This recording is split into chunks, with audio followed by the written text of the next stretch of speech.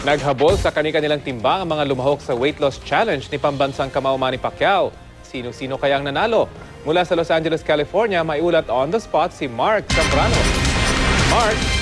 Rafi, sinagawa na ang final weigh-in sa weight loss competition ni pambansang kamao Manny Pacquiao dito sa Los Angeles. At ang mga kalahok, mahigit isang buwan pinaghandaan ang final weigh-in.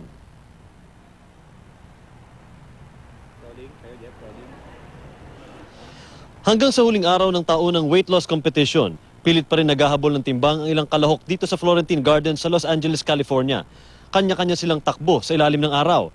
Sa loob naman, tila kalbaryo sa mga kalahok ang pagkain at inumin na hinanda. Matapos ang 5 linggo, mahigit 60 contestants na lang mula sa 163 ang umabot sa final weigh-in. Mismong si Manny Pacquiao ang namuno sa preparasyon, kabilang ang pagkabit ng digital weighing scale. Para mag-qualify sa top prize, kailangan mabawasan ng di bababa sa 15 pounds ang inisyal na timbang ng bawat contestant. Ang naghihintay na premyo sa Biggest Loser, $10,000 US.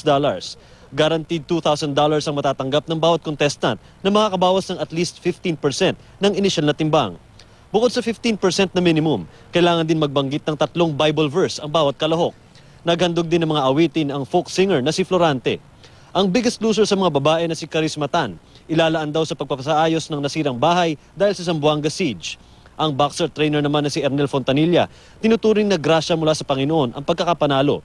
Pinuri naman ni Manny Pacquiao ang matinding disiplinang pinakita ng lahat ng kalahok. Pagdating sa kalusugan is kailangan ng disiplina sa sarili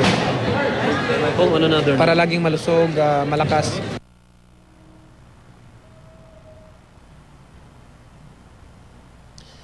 Rafi, bukas naman ay magsisimula na ang huling araw, or rather ang huling linggo ng training ng ating pambansang kamao dito sa Los Angeles, California bago siya tumulak patungong Los Angeles, California. Yan muna ang latest mula dito sa Los Angeles. Mark, dun lang sa may weight loss challenge, nabanggit mo, mahigit 100 ba? Nagsimula yung number of contestants. Saan galing ito mga to, Mark?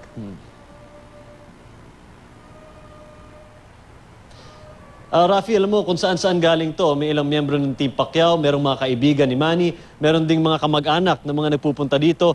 Actually, open competition ito para kahit kanino pwedeng sumali.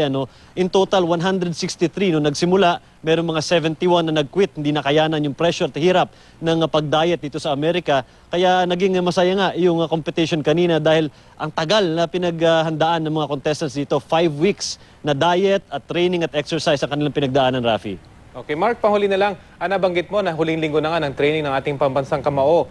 Pero nakaka-12 rounds na siya ng sparring, hindi ba? Meron pa bang sobra pa rito ang gagawing sparring nitong ating pambansang kamao, Mark?